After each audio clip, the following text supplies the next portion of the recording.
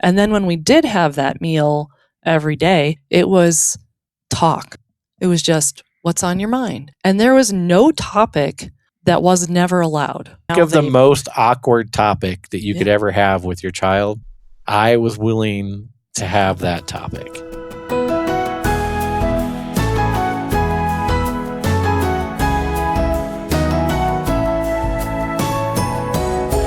Suuressa mukana.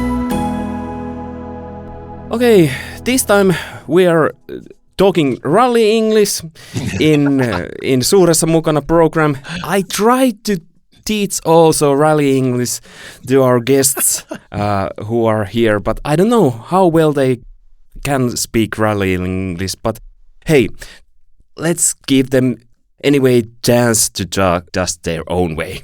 Welcome to our program, Scott and Joy Keith. Thank you. Thank you. Good to be here. And the reason that we are here is Scott's new book, Being Family. But if we're talking about family, we have to talk before that love story. A love story. And your love. I think there's two love stories. There's God's love story and there's a man and woman's love story. So let's start with your love story. How you two got to know and got married. We've never done a podcast together, so this is going to be a little awkward for us. I podcast all the time, but I've never been on a podcast. I'm not used to having a Great that you're here now. Yeah, he's so excited. I'm the first one. So I'll let her tell it, and then I'll correct any mistakes she makes. Which is basically how it always goes after almost 32 years of marriage. So we met at Lutheran camp here in the same mountain range that we currently live in down in Southern California at what was at the time Arrowhead Lutheran Camp. And I was a student at a Concordia University out in Chicago. And for the summer, I was interested in going somewhere and doing something fun instead of just going home to my boring family. And so I looked into where could I go? Sure, work at camp for the summer. I love camping. So I said, where's the farthest place I could go? So found out there was one here in the mountains of Southern California. And so I applied for that and got hired at the camp with Scott and one of the other directors at 1517, and we became instant friends, and within a week we were on a date. And after 1 week, yeah, he was really cute. How could I say no? He was a Lutheran guy with really nice calves, like really muscular legs. He was a rock climber, and that was very interesting to a girl who had come from inner city Chicago. And so I was head over heels. We fell in love very, very quickly. By the end of the summer, after knowing each other for 68 days, we got engaged. He flew out to Chicago, asked my parents for my hand in marriage, and then they asked us to wait 1 year before we got married, which we did not want to do, but we did do. And then the next August, we got married. And then I got pregnant on my honeymoon. Scott, first date.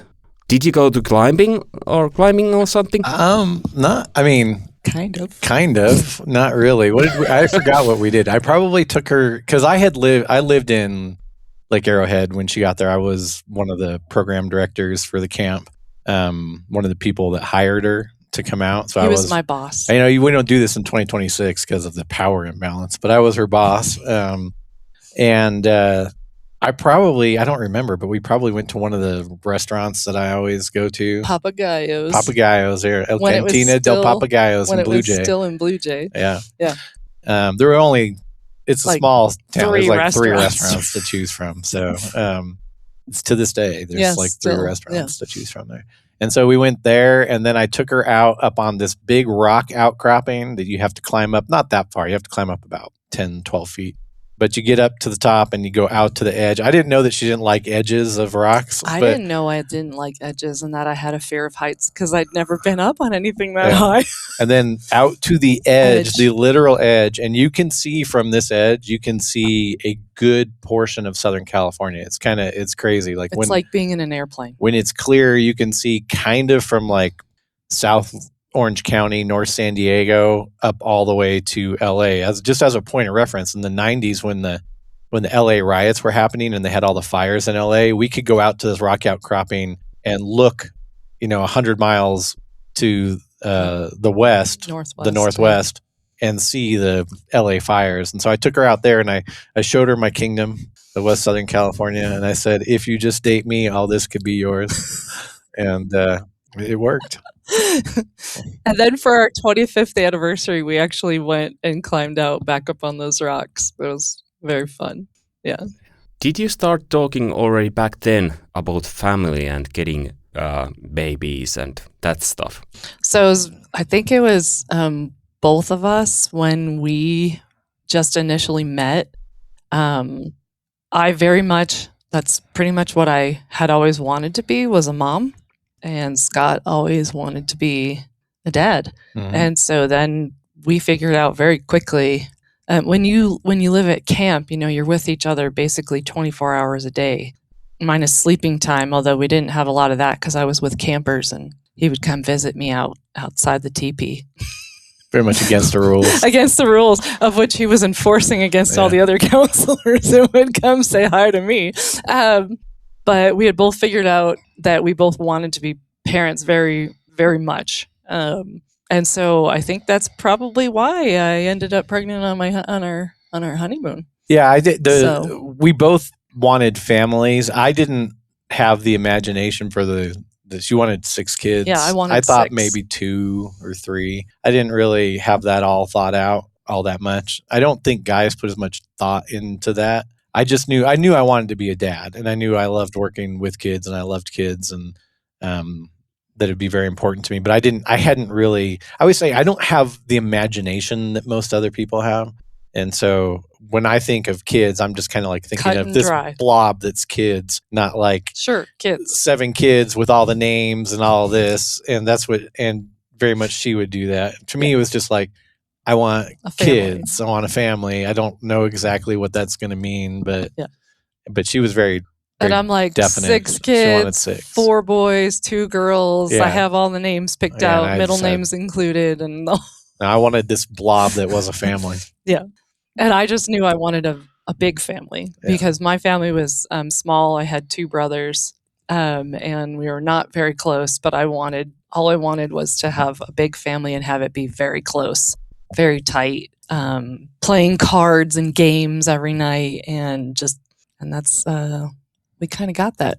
But then the reality came after our daughter that it was probably not to my health benefit to have any more kids after our 3rd one. Well, it was definitely not to your health benefit. Yeah, no, it was.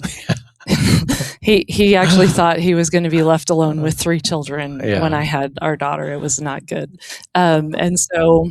Well, it would have been a choice. It would have been a choice for if you had more kids, for C-sections for all the kids that you had from that point forward. Which I did not do. But if she wasn't going to have C-sections, it was going to be very, very dangerous for her to have more kids. So at that juncture, I realized, well, when they all get married, that will mean I will have 6 kids. So they're each going to have a spouse, and those will become our kids too. And now you're taking care of them also. Yeah. Now I said, well, I mean, we all take care of each other. Let's say that. Well, she watches them a lot more than I do. Well, I watch my grandchildren. Yeah. Then, in some point in your life, you got to, even after kids, you got time to write book, and you wrote this book, Being Dad, Scott. Yeah. I got this a couple of days ago, so I haven't been reading this so much yet. But I started already. But next book that is coming is Being Family. So is this like Star Wars? This is like episode 4, and Family is episode 5. That's kind of funny. I mean, I didn't just write Being Dad. I always tell the story that I waited to write Being Dad until my kids were mostly grown up to make sure that, you can't write a book that's called Being Dad if you have like a kid in prison and your daughter gets pregnant at 13 or something like that. You can't, it just, those things don't go together. So I kind of waited until I was pretty sure everything was going to be okay with all of them, and then wrote Being Dad. And then my professor at Concordia had a lot of influence on stylistically. I'd say my fathering style, first of all, but then secondly, just stylistically, the route that book was going to take. And so I wrote Being Dad, but I very much wrote it, I think, on behalf of Rod, who probably should have written it. But you asked him to, and he kept telling you, no, you're the better. You will do this much better than I will. It did really well. I mean, it's not like I watched a YouTube video yesterday where the guy that started Saddleback sold 15 million copies of his book. I mean, we're not talking about 15 million copies, but it did pretty well, and it still does well, honestly. 10 years later, it still does pretty well. And so one of the funny things is when you write a book like that you don't really intend to be an advice book, but is an advice book, because, I mean, I say in the first 10 words, this isn't an advice book, but it ends up being that to some degree. And then you go out speaking on it for a decade. Inevitably, you start to get asked, when are you writing the next book? And the first one that was proposed to me, right after our first granddaughter was born, was being a grandparent. And I was literally like, my granddaughter is 8 months old. How do I write a book on being a grandparent? I don't even know what this looks like yet. He hasn't even changed our diaper yet. Yeah, how's he supposed to? I still never have changed one diaper, actually, or all our grandkids. It's not your job. No, I don't. And so I just kind of organically, as our family developed as it has, the way it has, it became more apparent that the book to write was about being not just a family, like that original family of the husband, wife, mom, dad, and the kids, but of what that looks like as it extends out to your kids get married, you now have grandkids, your parents are getting older and you're helping to take care of them, that type of thing. And so I wrote Being Family. The impetus for writing Being Family was actually I was asked to do a high school talk here in America, up in Oregon, which I don't, believe it or not, I know I just did that for you guys and it went pretty well, but that's not my stock and trade. It's not high schoolers. And when I first got asked to do this high school thing, I was like, huh? What? I say to high schoolers.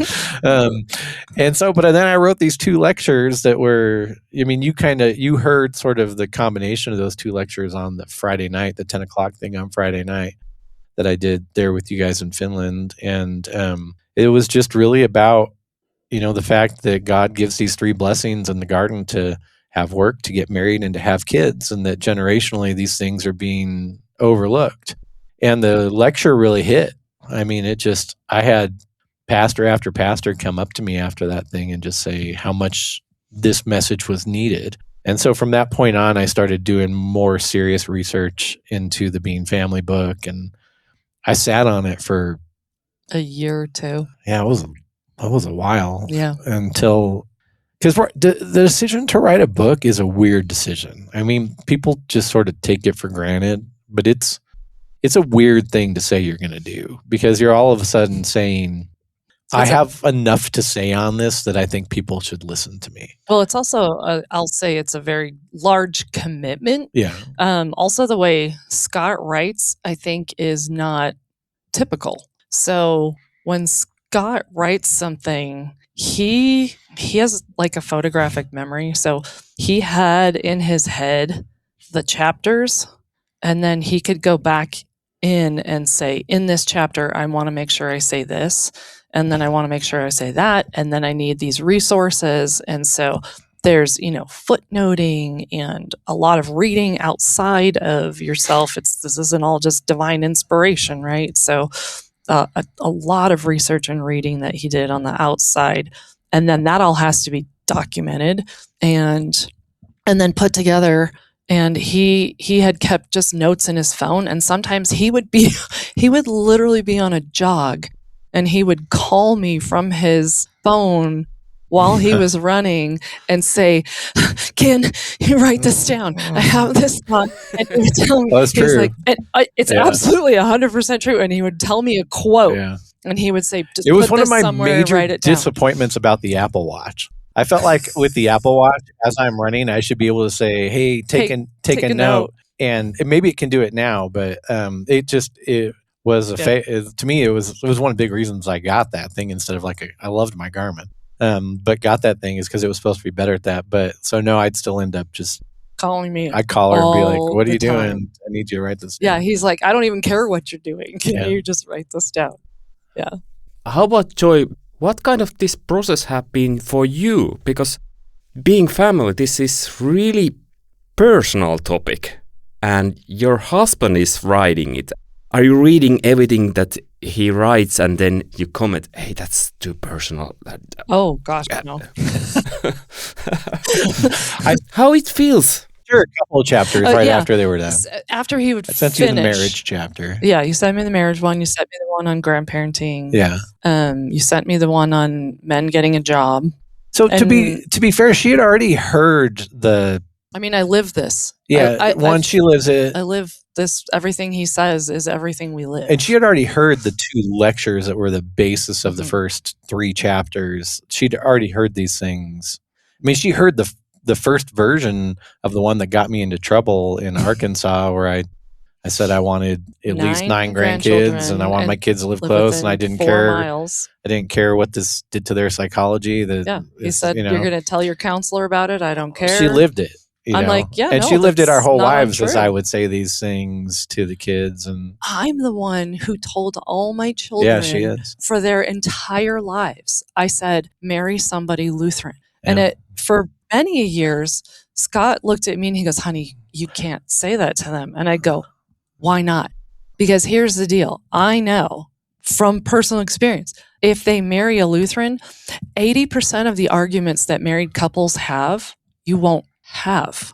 There's no discussion about what church you're going to, what your faith is, what you believe in God, what you believe in Jesus, how you're going to raise your children, which church they're going to go to. That's a giant amount of huge, important discussion questions you would have with a spouse who isn't Lutheran. Well, it's not like I disagreed. I didn't disagree at all. You just thought it was harsh. No, I didn't even think it was harsh. I just thought in the cultural landscape that is America, unless your kids, as they get grown, go to one of the Lutheran colleges and or go work at a Lutheran camp, the chances that the person they meet are going to be Lutheran is going to be pretty low. That was it. I totally agreed. And I've always agreed with that. I mean, it's why I intentionally met her at camp. It's why, if Lutheran kids are going to go to college, I think it's a good idea that they go to a Lutheran college just so that they can meet another Lutheran. But it was clear to me that at least 2 of our kids probably weren't going to go to college. And for our middle son, I didn't really know where he would make that happen. And so I just wanted to be careful and open up the possibility that people can convert into Lutheranism too. I never, in saying, "Hey, be careful," I was never saying, I always had the expectation that my grown-up kids would still be Lutheran, as would their spouses. I just was leaving room for our son-in-law that has converted into Lutheranism. When you think it's okay to start talking about that kind of things for your children? There's no limit. Like when you grow up, you have to get married and get many children, so I will be grandfather. That's the way I talk to my children. So I would say, I've seen it. That's how you do it. I would say it doesn't even have to be that direct. You just speak of it as if it's normal, the thing. Yeah. Right? You're like, "So remember this day when you come over with my grandchildren." Yeah. Like that kind of, it's just naturally spoken about. I'd say this is the expectation. The problem is, if you're looking to give, this is what I found out with these books. People want a formula. They ask you that question. They want to know. They want me to tell them when it's okay to start. to start saying this, right? Because they don't know. They honestly don't know. It's kind of natural to me and kind of natural to Joy. But for a lot of people, they're like, yeah, I have no idea when's the right time to bring this up. I would say at the very least, I would start bringing it up explicitly when you start explicitly talking to them about what they're going to do after high school. So if that's at 10, 11, 12, 13, 14, whenever that is, at least by then. Because the thing that I say in the book is that the problem for Christians is that this just doesn't even make the list of things we talk to them about regarding what they're going to do after they leave our house. We talked to them about everything else, like go to college, career, get a degree, save money, have the job, buy the house, get the master's degree. But we don't say, oh, and by the way, when you're married, this is really important too. And it's so important that God gave it as a blessing all the way back in the first couple chapters of Genesis, before the fall. Like, so whenever it is you start having those conversations, at the very least, I'd start then. But I think Joy's absolutely right. The better move is just to make it organic into your life. Like, yeah. And I think for us, one of the pretty much normal things that I had wanted that I missed out in my family was the dinner table. So at the dinner table, that's interesting to me because by the time I got there, they sat at the dinner table all the time. Yeah, right. But that was not our normal because my mom was working, my dad was working nights, so he would come home. We had dinner together on the weekends as much as possible, and there was always Sunday dinner after church. My mom would put the roast in the oven as we headed off to church, and everybody would come back, and we had a big meal in the dining room. And I loved that, so I wanted that every day. And I was like, well, what's the harm in having that every day? And then when we did have that meal every day, it was talk. It was just, what's on your mind? And there was no topic that was never allowed in front of everyone. So we talked about anything and everything, and nobody was ashamed, and nobody felt like they would be ridiculed. We didn't ridicule each other. In fact, one of the other things that we don't do in our house is we don't like put people down. Yes, we do. In a joking, loving way. And some people can do it better than others. Some of us can't do it at all. But there were everything was open on the table. You could discuss anything. I agree with that. That's true. I just like to be clear with people because sometimes people hear these like Pollyanna stories and think that we like did it all right and had it all perfect and all this, right? Oh, we had dinner together every night. That never failed. Blah, blah, blah, blah. That's not true at all. Like, for a lot of our marriage when our kids were young, Joy had to work. I wasn't making very good money and Joy had to work. And so the way we did it is I would work basically from like 7 a.m. till 3:30 or 4 p.m. and I'd come home. And my job started sometime after that. Her job usually started a little bit before that. And so I had a job where I could put the kids at a place in my work for a while. Or we hired a 1-hour babysitter. Yeah, hired a 1-hour babysitter, and then I'd come home. And so many nights when our kids were growing up, they got dad meals, which is like hot dogs and mac and cheese. Yeah.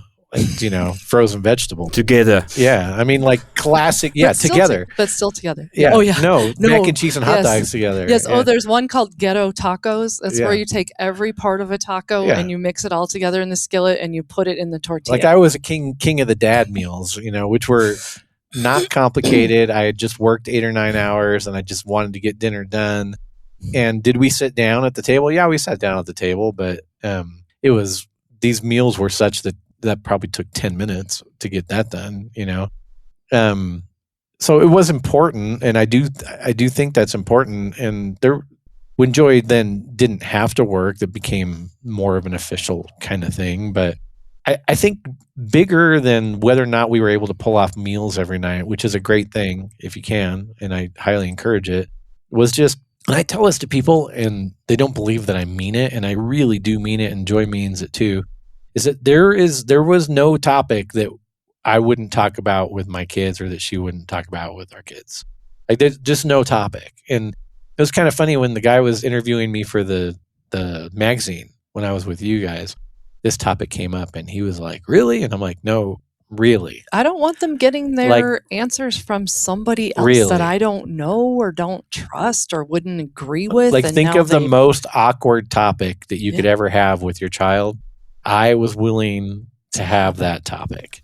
And You didn't say, go to your mom. No.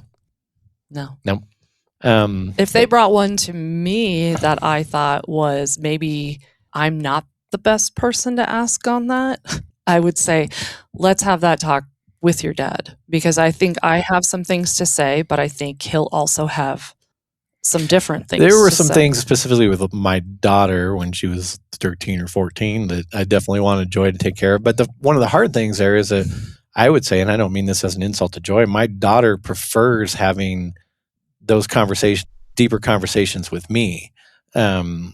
Just where she and I are, they're besties. We think alike. And they don't think alike, the two of them. And so it's a little harder, but still there are things but the conversation was still going to be had, whether it was with me or with Joy. I wasn't going to let the conversation. And I think about this with like everything. Like, why would we put off what we want our kids to believe about sex, homosexuality, transgenderism, marriage, abortion? Why would we put that off to anybody else? Like, and so all these politics, like what you think about politics, like culture, your values. I mean, these are things that parents shouldn't offload. I mean, this is what the responsibility of being a parent is, and so much of it's offloaded because we want the professionals to do it or whatever. And I think it's tragic, honestly. I mean, religion and politics were probably the two biggest conversations. Still with my kids. We had at the and we still do. Yeah. I mean, Caleb and Scott talk to each other hourly about politics happening in the world. But I would say that Caleb and Autumn both will come to you first, and our middle son Joshua will definitely come to me first. Yeah, that's for sure. Conversations. In recent years, I've had to be more than I like the voice of the law with our middle son, and I think that's very much meant that he goes to Joy, which is great. Yeah. But when you were talking here, one big thing that you mentioned was you will fail anyway. Yeah. Yeah. Is this one big topic also in book? Oh yeah. Yeah. Because I think it was really important when you were talking about this family and vocation of family, that anyway you will fail also. But right. Yeah.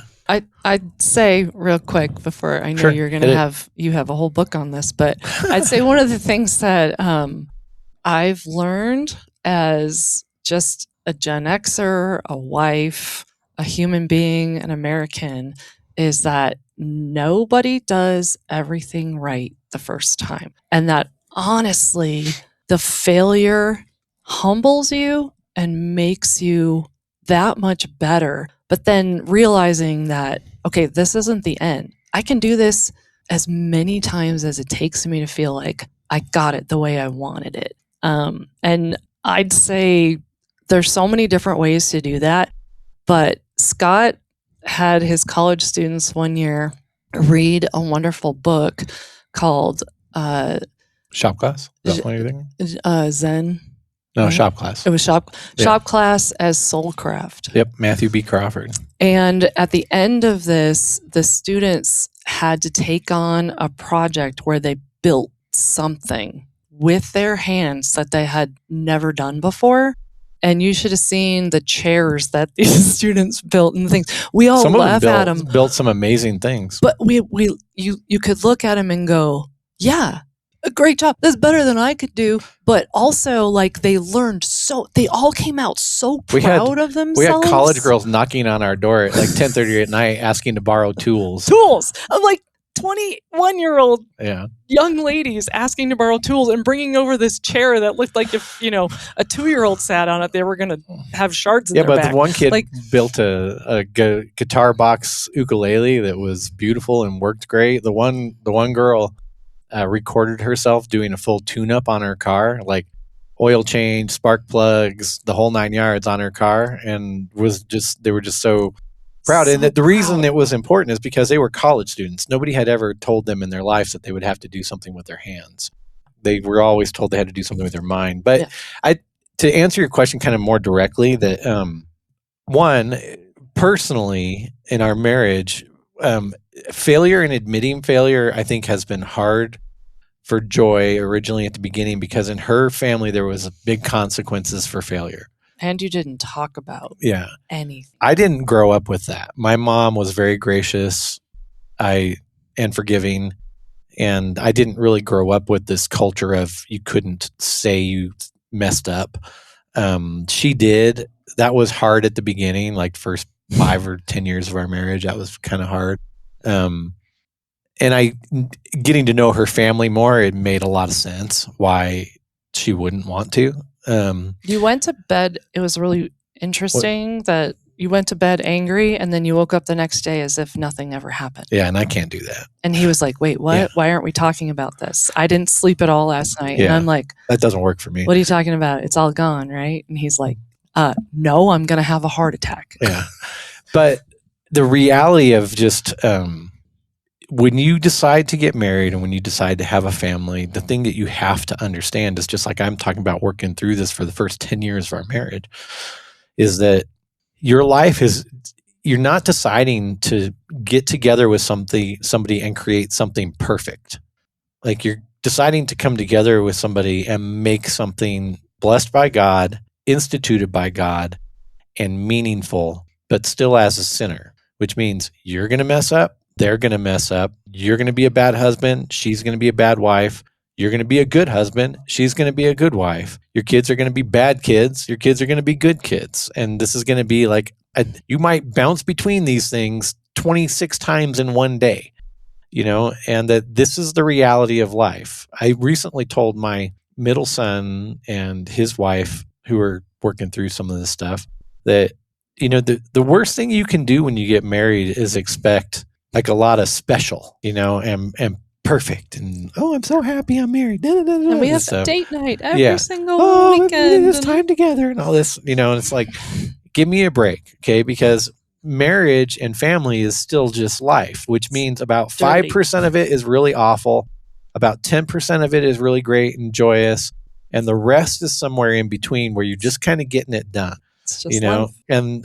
But the benefit to that attitude when it's marriage and family is that what you're doing in that getting it done is meaningful and impactful and blessed by God and instituted by God for the purpose of bringing more people into the world that then become more Christians, so that one day when we're all in glory and we're all with the Father and the Son and the Holy Spirit together, that is all filled up, that it's standing room only. But that means that when you encounter these failures that you are going to encounter in the 5% of really bad time, that the words of forgiveness in Jesus Christ are fast on your lips, because that's what he calls us to do in these vocations with each other. Yeah, so many a night there in the beginning, I had to stay up late, which I don't do. Yeah. He's like, we're not going to sleep until I would press that again anymore. Until we get, we don't need to. That's a young man's mistake. That was a young man's game. But we don't stop until we get to the forgiveness part. Yeah. Like, we're going to get through the dirt and the ugly, and then there will be forgiveness, and we will go to sleep with peace in our hearts and our minds. It's not always easy. It's not. Yeah. It's not. But go ahead. Sorry, yours. Okay. I think it was this book's trailer or somewhere was mentioned this phrase. I think it was actually really good. Do I have to even read the book if I read just this phrase? Yes. You don't have to build a perfect family. You have been given one. Yeah. Oh. Yeah. Yeah. Yeah. I mean, the family that you've been given by God is the one that you're called into to freely serve and to be served by. And there's nothing better than that. And you can't expect anything more than that. And that at the end of the day, when your time on this earth has reached its conclusion and you look back on it, the thing that you'll be most thankful for are those people and that God has called in your life and the time that you had with them. It's kind of an old trope, but nobody looks back on their life at the end of their life and says, I wish I'd have spent more time at work. they all say, I wish I'd spend more time with my family. And I think more people should hear that, because we're in a very, especially in America, I assume there too, kind of looked like it when I was there. We're in a very like work culture, which is great. Like, I mean, People should work. Work is meaningful, and our vocations is how we serve the world too. But working for your family is different than working for yourself. Yeah. And it's a direct blessing. You're blessed by them. You get to forgive them, and they get to forgive you, and vice versa. Joy, if you think now this Scott's book, now Scott have to be quiet. Sorry. Why people should read it? Why should people read it? I think because it just re-sparks in you what you already know. It's all the things that God has already laid on your heart, in that you know you are in this body of Christ, and our calling is to continue this body of Christ. And to do that, you get up, you work hard, you do you feel better when you've done something with your person, whether it's intellectually, writing down, recording, all those things, or working physically with your body. You feel a sense of completion, and God gave that to you. He gives that to you as a gift. Work is a gift. And then working for the benefit of those people that are the closest to you, that you're going to love the most, you're going to have the most intimate relationships with, and you get to do it together. And it's messy, but you know what? Out of messy comes greatness, because you can say, we've done that hard thing and accomplished it. And my gosh, the pride you get to have in that is so much more than just doing something. You're like, yay, I got that thing done for me. I mean, when you can celebrate that with someone else, it's 50 times the wonderful joy that comes to you. And then when you get to do that with the little people that you've created with the two of you, and now we're seeing that with the little people that are now big people who've created more little people. Oh my gosh, the joy just keeps abounding. And so where we're living in this world of go get your goodness, be good to yourself, do these things for you, you. It's more like go do it with and make them, be a them. Be a you second person plural, right? Like not the first person singular. And that's what God intended for us. And when you hear that back in your ears again, you're like, I know that's real. And I know that that's bigger than I am. And yeah, I want that. That would be my encouragement as to why you read this, because it's just going to set you back on the path of, yeah, this is actually ordained by God. You know, and I know this God, and I know this God loves me, and He sent His Son to die for me and give me these opportunities. A lot of people like to say, you know, oh, we're Christians and we have to do. And I say, no. That's the wrong mindset. We are Christians, and because of Christ's death and resurrection, we get to do these things. We are free to do them, and the things that He does give us, like the family, it's all gift, and it's because it's given by God, it is perfect. It's for us, it's a gift. Do you buy that? Do I buy it? Scott? Oh yeah. I mean, I wouldn't have said as much, but yeah. No, my book, if I wrote it, would be 555 pages. I mean, yeah. I think that's absolutely right. I'd add to that, you know, it's kind of, I had my friend Magnus Persson write the foreword to the book, and I sent him the PDF copy that was like a draft, right?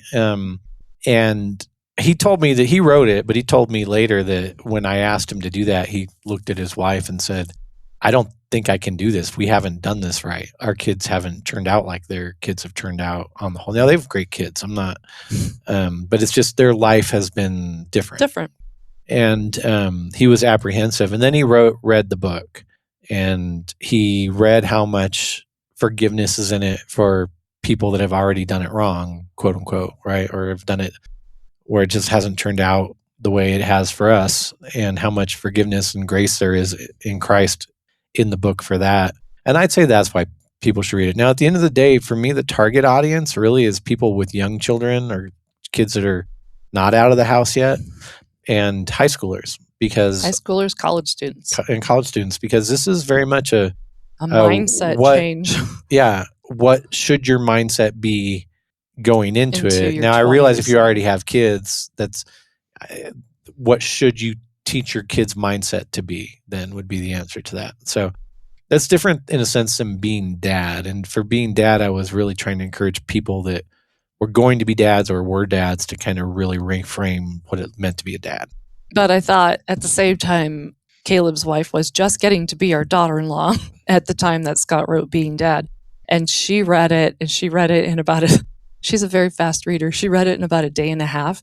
And she came back to him just in tears. And she said, being dad tells you what, as a Christian woman, you want in a husband. She said, every young woman I know should read this book because you look to the beautiful picture of a head of a family and a helper and a wife.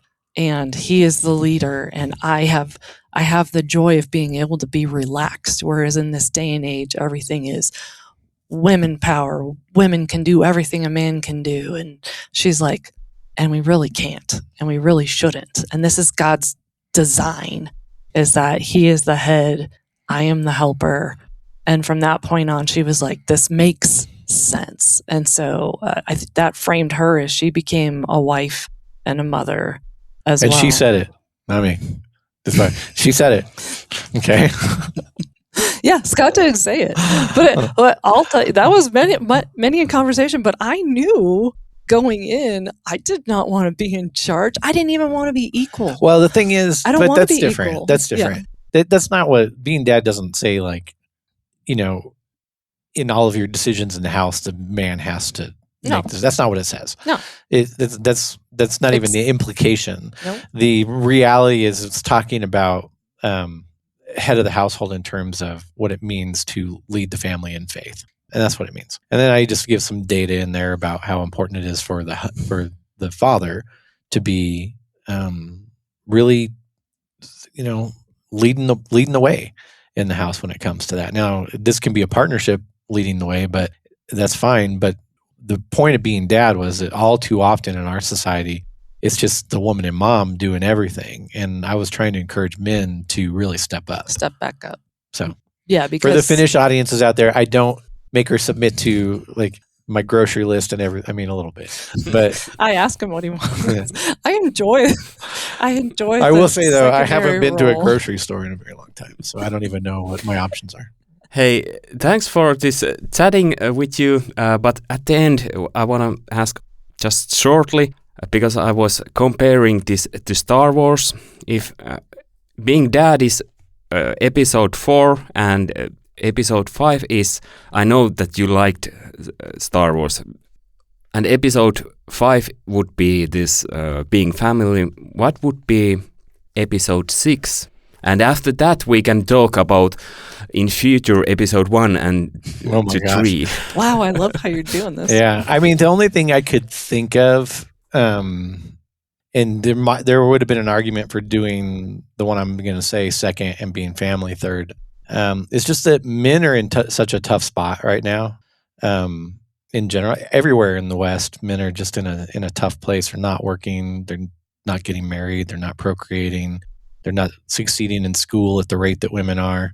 That being man should probably be next. The reason I didn't do it is because there are a lot of people trying to help with that in various ways. It's not like men are in a tough spot right now and nobody's trying to do something about it.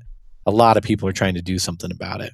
When I wrote Being Dad, I didn't see anybody in our world, like the Lutheran world, Lutheran Christian greater world, even the broader Christian world, doing something like Being Dad to try to help dads in the house and in the church. I haven't seen anybody do anything like Being Family for the church either. Now, it's happening on the secular side. Some people are writing about the lack of fertility and the marriage crisis and the men's work crisis. People are writing about that, but I've not seen anybody take this into what it's doing not just to the family and society, but to the church too. And so that's why being family was next. If the stuff is still going on with men to the rate that it is in 5 years, I would probably consider writing something with a lot of help on being man. Maybe that would be episode 3. Yeah. Yeah. It's going back. Yeah. It comes. I have a feeling that some of this is going to change and that there are some glimpses that it's changing already. It's just hard because we tend to think that it takes a major societal shift to make a major change, and it doesn't always. I've heard the statistics many times in my life that there can be a 3% shift that really changes the culture. And I think we're kind of seeing part of that 3% shift with men. But the reality is it has taken men almost 25 years to get to kind of like the deplorable state where they are now. And it will probably take that amount of time to get back if they're going to get back. But I just don't think that this sort of, and I'm not even saying like an anti-feminist thing, like this dangerous hyper-feminism that is retributive. And by that I mean it's like intended to punish men that weren't even born when women were kind of like put down. So you're going to punish you because you're a man. You didn't participate in what I went through in the 60s or the 70s, but you're a man. The 80s or whatever to get to where I am. But you're going to get punished for it nonetheless. And these dudes are like, man, I was born like 15 years ago. What are you talking about? Since I've been born, you've been in charge. It's like, and so I think. So I'm just kind of holding off. Men are kind of taking back for lack of a better term, conservative positions. They're coming to church at a much higher rate, coming back to church at a much higher rate than young women are. They're seeking traditional values at a much higher rate than young women are.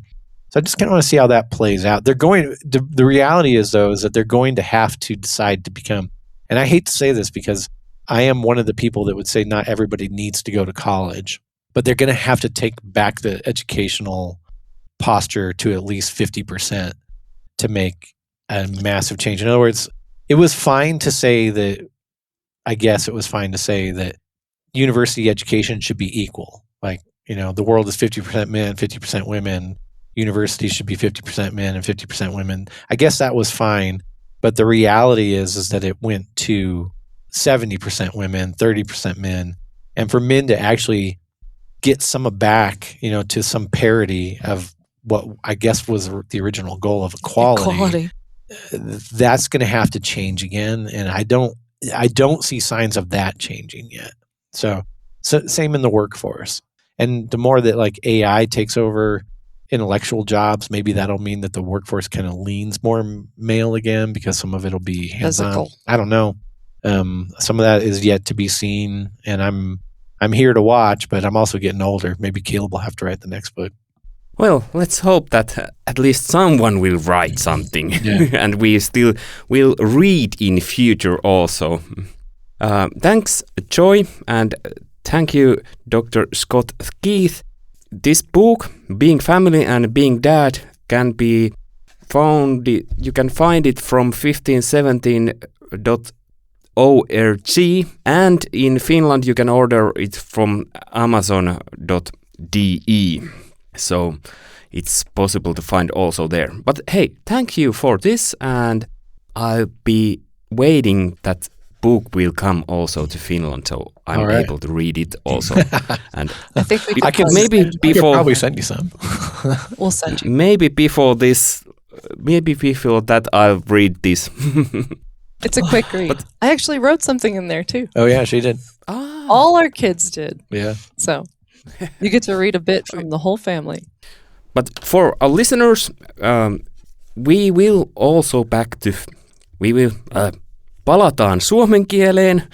We will get back to Finnish speaking also on next episode. It will be normal and no more rally English. Hey, you didn't talk rally English, by the way. Next time when you come to Finland, you will have to learn better rally English. Yeah. But thanks. All right. Thanks for having us.